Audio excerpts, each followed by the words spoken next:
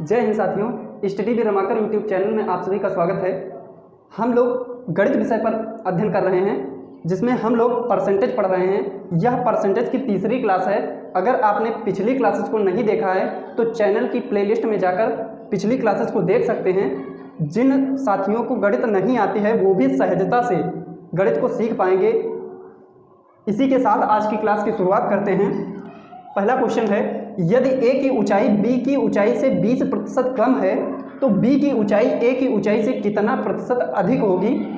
Option दिया है, पहला 20%, दूसरा ऑप्शन है 25%, तीसरा है 35%, चौथा ऑप्शन है 9.1/11%। तो इसको लगाने का प्रयास करते हैं। यदि a की ऊंचाई b की ऊंचाई से 20% कम है, यानी कि a की ऊंचाई हमको पता है कि b की ऊंचाई से a की ऊंचाई 20% कम है, तो a है और b है। b की ऊंचाई अगर 100% है तो a की ऊंचाई 20 कम है, यानी कि 80% होगी। तो इन दोनों में अंतर कितना है? 20 का। 20 कम है किससे? a की ऊंचाई से। पूछ रहा है किससे कम है? a की ऊंचाई से कितना कम है, यानी कि 80% बनाने के लिए 100 से गुणा, 100% से गुणा। 1 0 से 1 0 कैंसिल, 2 एकम 2, 2 चौको 8, 4 एकम 4, 25 चौको 100, यानी कि 25% जो है वो b की ऊंचाई 25% a की ऊंचाई से कम है, यानी अधिक है, अधिक। तो ऑप्शन बी इसका बिल्कुल ही सही हो जाएगा। दूसरा क्वेश्चन देखें, यदि नीता का वेतन पायल के वेतन से 25% अधिक हो, यदि नीता का वेतन पायल के वेतन से 25% अधिक हो तो पायल का वेतन गीता के वेतन से कितना प्रतिशत कम होगा। तो देखिए, नीता का वेतन है, पायल है, किसका अधिक है? नीता का वेतन अधिक है। किससे? पायल के वेतन से। तो पायल का वेतन अगर 100% है तो नीता का वेतन 125। कितना अंतर है? 25 का अंतर है। किससे? अब पूछ रहा है तो पायल का वेतन गीता के वेतन से कितना प्रतिशत कम है। कौन कम है? पायल। किससे? नीता से। तो 125% बनाने के लिए 100% से गुणा, 25 एकम 25, 25 पंचे 125, 25 दूनी 50, 20 पंचे 100, यानी कि 20%। कितना कम है? 20%। ऑप्शन बी इसका सही आंसर हो जाएगा। अगले क्वेश्चन की बात करें तो अगला क्वेश्चन दिया है, यदि अनिल की ऊंचाई दीपक की ऊंचाई से 60% अधिक हो, यदि अनिल की ऊंचाई दीपक की ऊंचाई से 60% अधिक हो तो दीपक की ऊंचाई अनिल की ऊंचाई से कितना प्रतिशत कम होगी। यह क्वेश्चन दिया हुआ है। ऑप्शन दिए हुए हैं 60%, 40%, 37.5%, इनमें से कोई नहीं। तो चलिए देखते हैं इसको। यदि अनिल की ऊंचाई, यानी कि अनिल है और कौन है? दीपक है। किसकी ऊंचाई अधिक है? अनिल की ऊंचाई अधिक है। तो दीपक अगर 100 है, 100% इसकी ऊंचाई है, तो अनिल की ऊंचाई कितनी है? 160%। इन दोनों में अंतर कितना? 60 का। तो 60 अधिक है। किससे अधिक है? अनिल से। प्रतिशत बनाने के लिए 100 से गुणा, 0 से 0 कैंसिल, 2 3 6, 2 8 16, 4 दूनी 8, 25 चौको 100, 25 3 75/2, यानी कि 37.5। 37 दूना 74, और फिर आधा और जोड़ दीजिए, 37.5 हो जाएगा। यानी कि 37.5% जो है वो कौन कम है? दीपक की ऊंचाई कम है 37.5%। किससे? अनिल की ऊंचाई से। तो आपका सी ऑप्शन बिल्कुल ही सही हो जाएगा। आई होप आपको ये क्वेश्चन समझ में आया होगा। अगर आपको वीडियो पसंद आ रही है तो वीडियो को लाइक करें। अगर आपने अभी तक हमारे चैनल को सब्सक्राइब नहीं किया है तो प्लीज़ चैनल को सब्सक्राइब कर लें, बेल आइकन को भी प्रेस कर दें, ताकि हमारे द्वारा आने वाली समस्त वीडियो का नोटिफिकेशन आपको सबसे पहले प्राप्त हो सके। तो अगला क्वेश्चन क्या कह रहा है? चौथा क्वेश्चन, यदि x y से 10% अधिक हो तो y x से कितना प्रतिशत कम होगा। ये जितने भी क्वेश्चन लगवाए गए हैं ये सब एक ही मेथड से लगने हैं। वो मेथड चाहे जो हो लग जाएंगे। एक सवाल कई तरीकों से लग सकता है। लेकिन अगर हम इस मेथड से अगर लगा रहे हैं तो मेथड तो यही रहेगा, लेकिन इसकी जो शब्द भाषा है ये बदल जाएगी। जैसे यहाँ पर अनिल और दीपक की ऊंचाई दे रखा है, यहाँ ए और बी की ऊंचाई दे रखा है, यहाँ वेतन की बात हो रही है, नीता और पायल के वेतन की बात हो रही है, यहाँ एक्स वाई की बात हो रही। तो इस तरह शब्दावली बदल जाएगी, लेकिन मेथड एक ही रहेगा, आंसर उतना ही आएगा। तो एक्स वाई से 10% अधिक, तो कौन कौन है? एक्स है, वाई है, तो कौन अधिक है? एक्स अधिक है वाई से, तो वाई अगर 100 है तो एक्स कितना है? 110 है। कितना अधिक है? 10 अधिक है, 10 का अंतर। किससे अधिक है? 110। प्रतिशत बनाने के लिए 100% से गुणा, 1 0 से 1 0 कैंसिल, 100/11%, 11 9 99, 9 से 1/11%। कौन सा ऑप्शन सही आ जाएगा? पहला ही ऑप्शन सही है। आई होप आपको ये क्वेश्चन पसंद आए होंगे और समझ में भी आए होंगे। तो चलिए आगे को क्वेश्चन देखते हैं। अगला क्वेश्चन लिखा है, यदि ए का 60% बी के 3/4 के बराबर है तो ए अनुपात बी कितना होगा? तो रेशियो ज्ञात करना है। तो चलिए देखते हैं कि ए का 60%, 60/100, बी का 3/4, बी का 3/4 आपस में बराबर है, तो 0 से 0 कैंसिल, 2 3 6, 2 5 10, यानी कि 3/5। 3 से ये 3 कैंसिल, तो कितना हुआ? A/5 = B/4। ए अनुपात बी पता करना, तो क्रॉस मल्टीप्लाई हो जाएगी इधर, ये जो b है ये इधर आ जाएगा और ये 5 इधर चला जाएगा, तो A/B = 5/4, ये इतना आ गया। A/5 बराबर किसके है? 5/4 के, तो A अनुपात B बराबर किसके हो जाएगा? 5/4 के। ये आपका आंसर आ जाएगा। तो कौन सा ऑप्शन सही है? 9/20, 20/9, 4/5, 5/4। तो आपका आंसर क्या है? 5/4, यानी कि डी ऑप्शन बिल्कुल ही सही है। अगला क्वेश्चन कह रहा है 740 का 35%।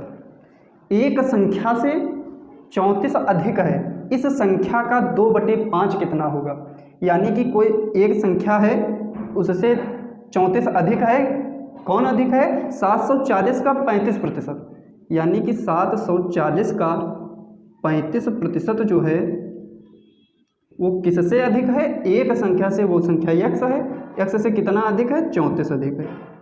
ये हल कर लीजिए, 1 0 से 1 0 कैंसिल, 5 7 5 और 5 दूनी 10, 2 3 6, 2 7 14, 7 7 49, 7 3 21, 21 4 25, x + 34, x की वैल्यू निकाल लीजिए 259।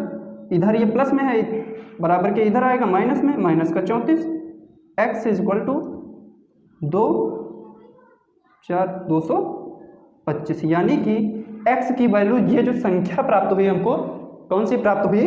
जो संख्या है वो 225 है, इसका 2/5 कितना होगा? 225 का 2/5 कितना होगा? 2/5 निकाल लीजिए, 2 5 को 20, 5 25, यानी कि 45 दूना 90। संख्या का 2/5 कितना होगा? 45 होगा, 90 होगा, 180 होगा, 120, तो कितना है? 90, यानी कि बी ऑप्शन बिल्कुल ही सही है। आई होप आपको ये क्वेश्चन समझ में आए होंगे। अगर आपने अभी तक चैनल को सब्सक्राइब नहीं किया है तो प्लीज़ चैनल को सब्सक्राइब कर लें, बेल आइकन को भी प्रेस कर लें, ताकि आने वाले समस्त वीडियो का नोटिफिकेशन आपके पास सबसे पहले आ सके। अगला क्वेश्चन कह रहा है, किसी वस्तु की 10% तथा 10% दो क्रमवार मूल्य वृद्धियां की गई एकमात्र मूल्य वृद्धियों के समतुल्य हैं। तो क्या किया गया? किसी वस्तु की 10% और 10% दो क्रमवार मूल्य वृद्धियां की गई। वो मूल्य वृद्धियां जो हैं एकमात्र मूल्य वृद्धियों के समतुल्य हैं। वो कौन सा है? 19% है, 20% है, 21% है, 22% है। तो देखिए इसको भी हल कर लेते हैं। कह रहा है सबसे पहले कोई वस्तु अपने आप में 100% होती है, तो 100% कोई वस्तु है, उसमें वृद्धियाँ की गई 2 क्रमवार। पहली 10% की गई, यानी कि 100 थी 110% कर दी गई वृद्धि, और इसमें भी 110% कर दी गई वृद्धि। तो इसको हल कर लीजिए, 2 जीरो से 2 जीरो कैंसिल, ये 2 जीरो से ये 2 जीरो कैंसिल, यानी कि 11 ग्राम 121। पहले मूल्य कितना था? 100% था, अब कितना प्राप्त हुआ? 121% प्राप्त हुआ। तो कितनी वृद्धि हुई? 121 100 से घटा दीजिए तो 21, यानी कि 21% के समतुल्य है। तो ऑप्शन कौन सा सही हो जाएगा? सी ऑप्शन सही हो जाएगा। अगर दूसरी टाइप से हल करना चाहें तो इसको इस तरह से भी हल कर सकते हैं कि कोई संख्या है, इसका 10%, या मान लीजिए कोई संख्या थी, उसका 10%, यानी कि 110%, फिर 10%, तो 110 का 10% कितना होगा? 2 जीरो से 2 जीरो कैंसिल, यानी कि 11। 110 में 11 जोड़ दीजिए, कितना हो जाएगा? 121 हो जाएगा। तो कह रहा किस एकमात्र मूल्य वृद्धियों के समतुल्य है? पहले 100 था, अब कितना हो गया? 121 हो गया। तो अंतर कितना है? 21। तो 21%। इस तरह से भी हल कर सकते हैं, इस तरह से भी हल कर सकते हैं। आपका आंसर कितना आएगा? 21%। आई होप आपको ये भी क्वेश्चन समझ में आया होगा। अगला क्वेश्चन कह रहा है किसी वस्तु के मूल्य में पहले 10% की वृद्धि की जाती है, इसके उपरांत 20% की वृद्धि की जाती है। यदि अंतिम बढ़ा हुआ मूल्य 33 रुपये हो तो प्रारंभिक मूल्य कितना होगा? कोई वस्तु है, उसमें पहले 10% की वृद्धि करी गई, फिर उसमें 20% की वृद्धि करी गई, और यदि अंतिम बढ़ा हुआ मूल्य 33 रुपये हो तो प्रारंभिक मूल्य कितना था? तो इसको देखते हैं कि सबसे पहले कोई वस्तु थी, हर वस्तु अपने आप में 100% होती है, तो कोई वस्तु थी 100% की कोई वस्तु थी, उसमें कितनी वृद्धि करी गई? पहले 10% की वृद्धि करी गई, तो 110% हो गई। और फिर कितनी वृद्धि करी गई? फिर 20% की। इसके उपरांत कह रहा है, इसके उपरांत, पहले ये वृद्धि हो चुकी है, इसके उपरांत, यानी कि 110 का कितना परसेंट? 20%। 11 दूनी 22, यानी कि जब दोबारा वृद्धि हुई तो कितना हो गया? 110 में 22 जोड़ दीजिए, 132। कह रहा है यदि अंतिम बढ़ा हुआ मूल्य 33 रुपये हो तो प्रारंभिक मूल्य कितना होगा? तो अंतिम बढ़ा हुआ मूल्य कितना है? तो 132 की वैल्यू कितनी दे रखी? 33। काट दीजिए, 33 इक्कम 33, या 11 से काट दीजिए, 11 तियाँ 33, 11 इक्कम 11, 11 दूनी 22, 3 इक्कम 3, 3 चौको 12, मतलब 1 रुपया बराबर किसके है? 4% के। 1 रुपया बराबर किसके है? 4 रुपये के। तो पहले प्रारंभिक मूल्य कितना था? वस्तु थी 100%, तो इसको 100% बनाने के लिए 25 से इधर गुणा कर दीजिए, 25 से इधर गुणा कर दीजिए, यानी कि 100% की वैल्यू कितनी हो जाएगी? 25 इक्कम 25 रुपये। तो आपका कौन सा ऑप्शन सही हो जाएगा? ऑप्शन डी बिल्कुल ही सही हो जाएगा। आई होप आपको ये क्वेश्चन समझ में आया होगा। अब अगला क्वेश्चन देखते हैं। अगला क्वेश्चन है 20% तथा 5% के 2 क्रमवार बट्टे किस एकमात्र बट्टे के समतुल्य हैं? बट्टे को डिस्काउंट बोला जाता है, तो मतलब छूट दी जा रही है, 20% छूट दी जा रही है, फिर 5% छूट दी जा रही है, ये 2 लगातार क्रमवार छूटें दी जा रही हैं। तो देखिए, पहले था 100, कोई भी संख्या अपनी आप में 100% होती है, छूट पहले कितनी दी गई? 20 दी गई, तो 100 में से 20 चला गया, यानी कि 80% छूट दी गई। तो फिर 5% की छूट दी गई, तो ये हो गया 95/100। अब इसको हल कर लीजिए, 2 जीरो से 2 जीरो कैंसिल, 1 जीरो से 1 जीरो कैंसिल, 2 चौको 8, 2 पंचे 10, 5 एकम 5, 19 पंचे 95, तो 19 चौक 76, ये 76 हुआ, यानी कि पहले था 100, अब हो गया है 76। पहले जो चीज़ हमको 100 में मिल रही थी, अब उसमें छूट लगा दी गई 20% और 5% की, अब वो चीज़ हमको 76 में मिलेगी। तो कितना बट्टा हमको प्राप्त हुआ, पहले 100 था, अब 76 यानी कि 24%। तो आपका ये आंसर कौन सा सही हो जाएगा, option number B 24%। I hope आपको ये क्वेश्चन समझ में आया होगा। इसको और एक तरीके से लगा सकते हैं, बहुत तरीक़ों से लगाया जा सकता है। आप केवल उन्हीं तरीक़ों को ध्यान में रखिए जो आपके लिए सहज हों, ठीक है। कोई चीज़ अपने आप में 100% है, इसमें पहले कितना दिया गया, 20% की छूट दी गई, 100 का 20% की छूट दी गई, कितनी, तो 20% की छूट दी गई यानी कि 80 में बेचा जाने लगा। फिर इस पर 5% की छूट दी गई, तो 80 का 5% कितना होगा, 5 दूनी 10, 2 दूनी 4, 2 चक्कू 8, यानी कि -4 और घटा दीजिए इससे कितना घटाना, 20, इससे -4 और घटा दीजिए, 80 से -4 घटाएंगे कितना, 76। तो अब 76 की मिल रही है, पहले कितने की मिल रही थी, 100 की मिल रही थी, अंतर दोनों में कितना है, 24% का अंतर है। तो इस तरह से आप इसको लगा सकते हैं, आंसर एक ही आएगा, ऑप्शन बी सही हो जाएगा। अब क्वेश्चन नंबर 10 कह रहा है, यदि किसी संख्या में 20% की वृद्धि की जाए तथा परिणामी संख्या में पुनः 20% की वृद्धि की जाए तो कुल वृद्धि कितने प्रतिशत होगी। तो पहले की जा रही है, पहले 100 थी, और कितने की वृद्धि की जा रही है, 20% की वृद्धि की जा रही है, 20% की वृद्धि की जा रही है। तो 100 का 20% 120 हो गया।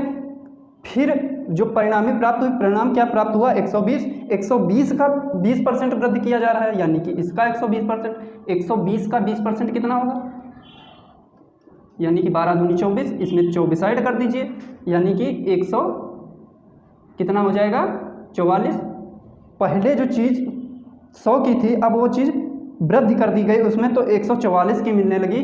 तो टोटल वृद्धि कितनी की गई, 44% की वृद्धि की गई। तो आपका ये कौन सा ऑप्शन सही हो जाएगा, ऑप्शन सी सही हो जाएगा।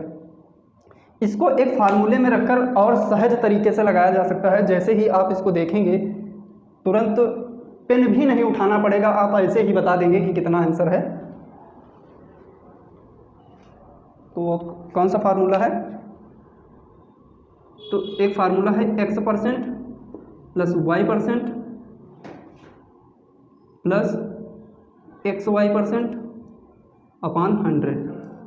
ये है जब दो वृद्धि की जा रही हों, उनसे प्रतिशत में बात करी जाए, प्रतिशत पूछा जाए उनका, तो आप इस फार्मूले का प्रयोग कर सकते हैं। इसमें x% यानी पहला जो अगर वृद्धि की जा रही है तो प्लस का साइन रहेगा, अगर कमी की जा रही है तो यहाँ पर माइनस का साइन हो जाएगा, ठीक है। तो इसमें रख लीजिए। तो यदि किसी संख्या में 20% की वृद्धि की जा रही है, यानी कि x बराबर क्या है, 20%, या 20% की वृद्धि की जा रही है, और परिणामी संख्या में फिर 20% की वृद्धि की जा रही है, y मतलब फिर 20 है, xy यानी कि 20 गुणा 20 बटा 100, 2 0 से 2 0 कैंसिल, 20 20 40, 2 दूनी 4, यानी कि 44%। आप इस तरह से भी लगा सकते हैं। इसको आप विदिन 5 to 10 सेकेंड में ही आप इसको बता सकते हैं। अब अगर आपको पहली विधि पसंद में आई हो तो आप पहली विधि से लगाइए, अगर आपको ये विधि पसंद आई हो तो आप इससे भी लगा सकते हैं। ये बहुत ही सरल है। तो अगला क्वेश्चन देखिए, 11 नंबर। ये क्वेश्चन कहता है कि जोसेफ की आय में 10% की कमी कर दी गई, उसकी आय को पूर्व स्तर पर लाने हेतु नई आय में कितने प्रतिशत की वृद्धि करनी पड़ेगी। तो जोसेफ की आय जो थी पहले वो 100 थी, उसमें 10% की कमी कर दी गई, तो 10% की कमी कर दी गई तो 90 हो गई। तो इसमें अंतर कितना है, 10 का अंतर है।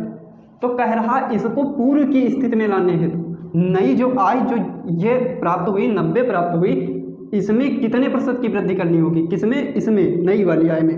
तो 10 का अंतर है बटा 90, प्रतिशत बनाने के लिए 100% से गुणा, 0 से 0 कैंसिल, 100 बटा 9, 9 एकम 9, 9 एकम 9, 11 से 1 बटा 9%।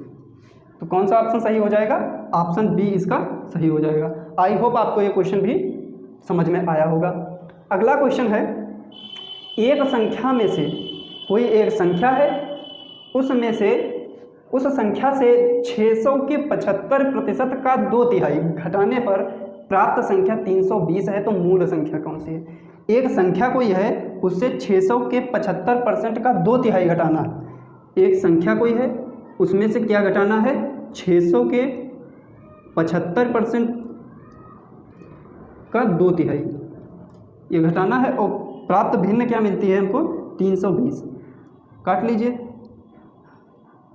2 जीरो से 2 जीरो कैंसिल, 3 एकम 3, 3 दूना 6,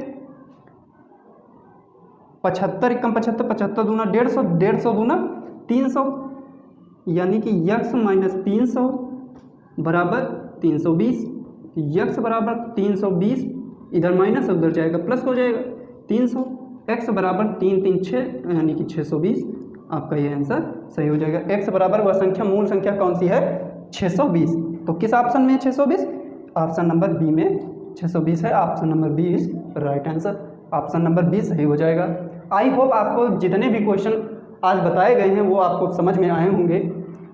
अगर आपको ये क्वेश्चन समझ में आए हैं तो प्लीज़ कमेंट बॉक्स में यस टाइप करना। अगर किसी भी कारण से आपको क्वेश्चन समझ में नहीं आए हैं तो अपना सुझाव दे सकते हैं किस कारण आपको क्वेश्चन समझ में नहीं आए हैं। अगले क्वेश्चन, आगे के क्वेश्चन जो भी होंगे वो अगली क्लास में डिस्कस किए जाएंगे। तब तक के लिए धन्यवाद। जय हिंद।